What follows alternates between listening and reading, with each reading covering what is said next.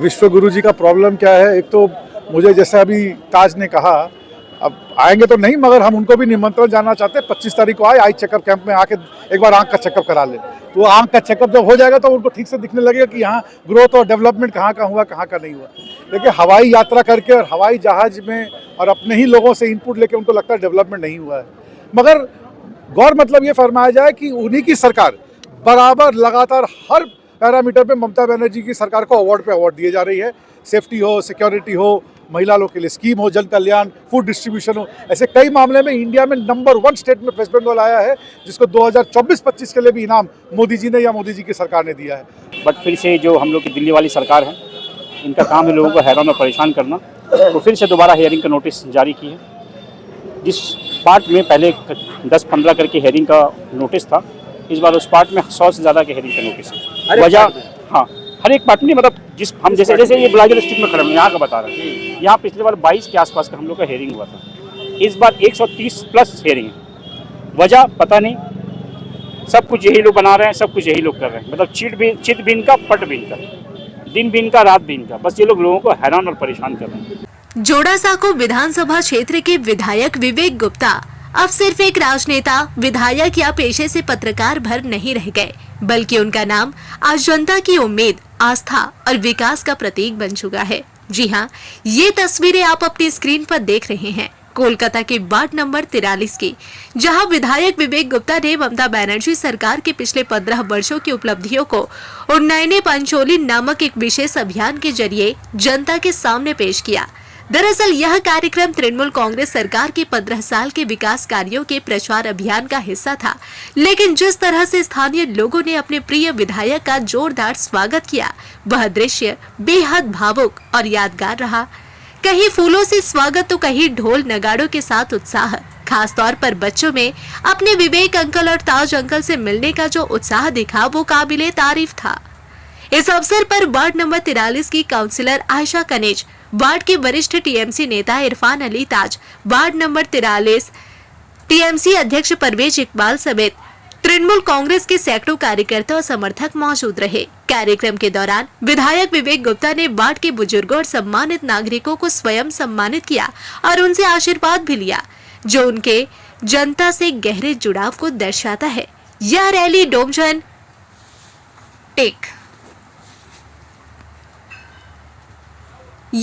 डैमजन लेन से शुरू होकर वंडरबर्ग लेन, तिरेती बाजार, हरिनबाड़ी लेन होते हुए कोलोटोला घोड़ा स्टैंड के पास समाप्त हुई। रैली के समापन पर विधायक विवेक गुप्ता ने वार्ड नंबर 43 की जनता का दिल से धन्यवाद करते हुए कहा कि उन्हें पूरा भरोसा है कि इस बार भी बंगाल की जनता, जोड़ासांको विधानसभा और वार्ड नंबर 43 की जनता ममता बनर्जी सरकार के साथ मजबूती से खड़ी रहेगी। उन्होंने यह भी कहा कि सरकार के खिलाफ जो लोग दुष्प्रचार कर रहे हैं, उन्हें जनता आने वाले समय में मुंहतोड़ जवाब देगी।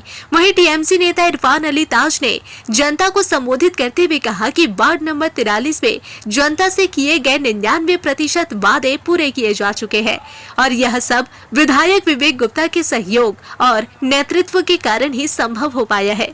कुल मिलाकर वार्ड नंबर 43 में निकली यह रैली न सिर्फ एक राजनीतिक अभियान थी, बल्कि जनता और जनप्रतिनिधि के बीच मजबूत भरोसे और विकास की साझेदारी की एक जीवंत तस्वीर भी थी। मैं सिर्फ ममता बनर्जी का नुमाइंदा हूं।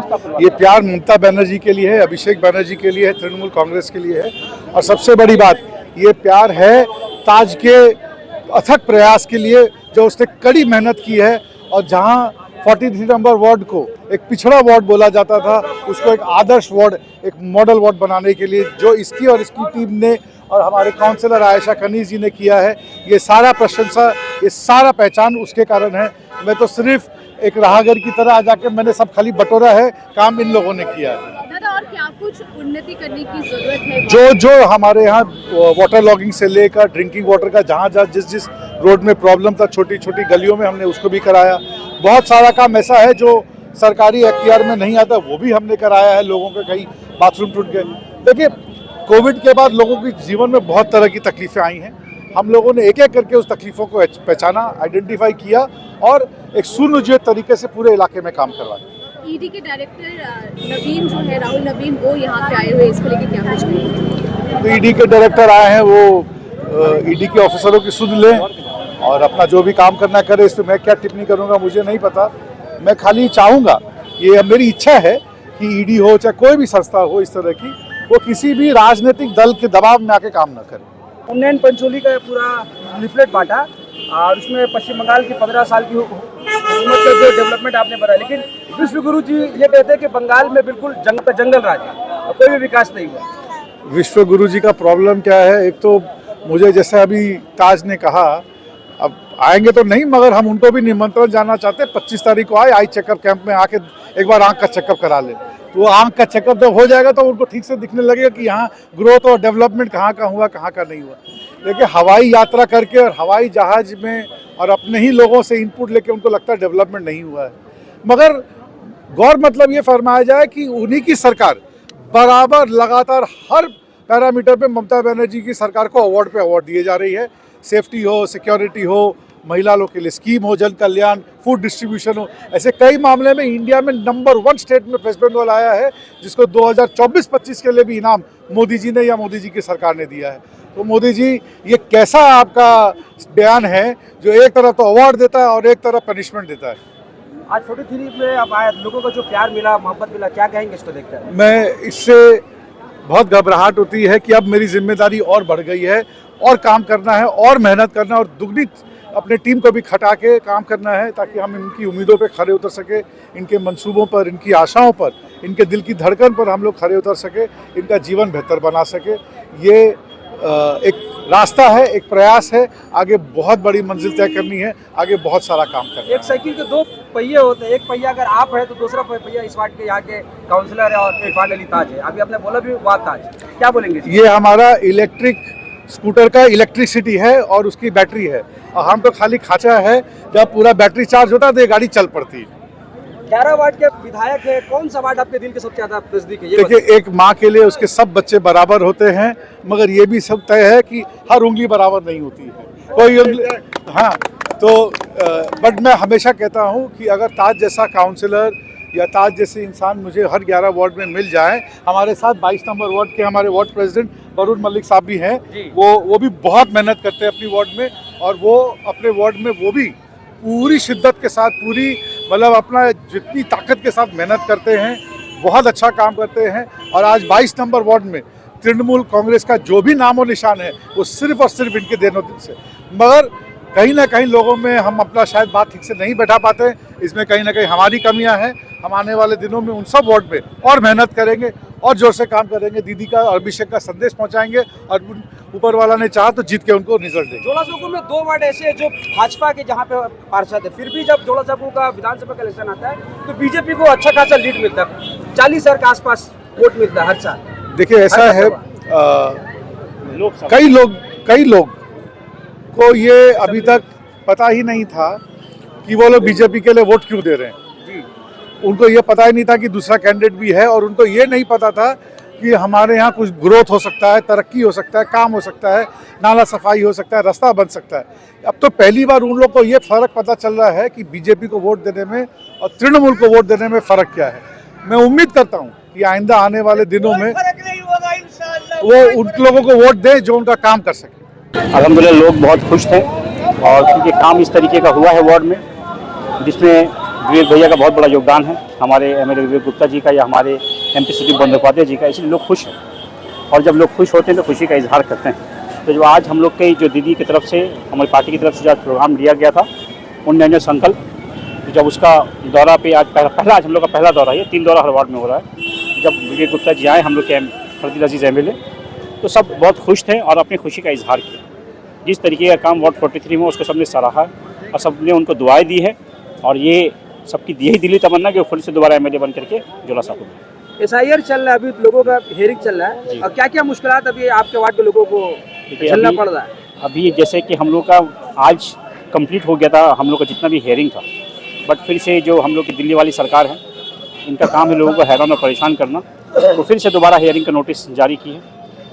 जिस पार्ट में पहले 10-15 करके हेयरिंग का नोटिस था, इस बार उस पार्ट में 100 से ज़्यादा के हेयरिंग का नोटिस है। वजह, हाँ, हर एक पार्ट में, मतलब जिस हम जैसे ये ब्लागर स्ट्रीट में खड़े हैं, यहाँ का बता रहे हैं, यहाँ पिछले बार 22 के आसपास का हम लोग का हेयरिंग हुआ था, इस बार 130 प्लस हेयरिंग है।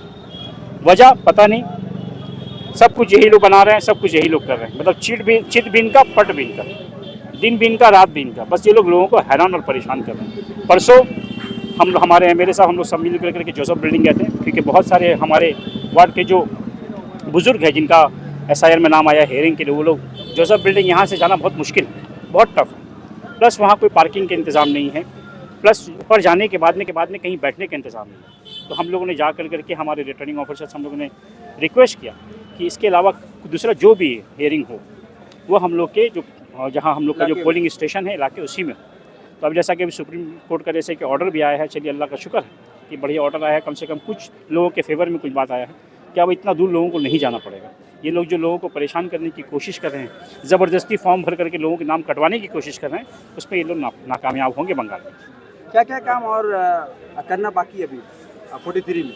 ये तो लोग बताइए, क्योंकि मेरा जो प्रॉमिस था मैक्सिमम समझ लिए 99% कंप्लीट कर चुके हैं, और कम्युनिटी हॉल भी आपके पीछे बन रहा है, आप देख रहे हैं। तो इंशाल्लाह कोशिश पूरी की गई है, और ऊपर वाला के करम से, लोगों के दुआओं से काम बहुत ज़्यादा हुआ है, अल्लाह के करम से। और जो बाकी वक्त है, इस वक्त आप वार्ड 43 में खड़े हैं, इस वक्त ऑलरेडी वार्ड 43 में 5 से 6 काम चल रहा है। हरनबाड़ी लेन में चल रहा है, नवाब बदरुद्दीन स्ट्रीट पे चल रहा है, बुलायदत स्ट्रीट में चल रहा है, सैयद साले लेन में चल रहा है, कल से श्रीनाथ बाबू लेन का चालू हो जाएगा।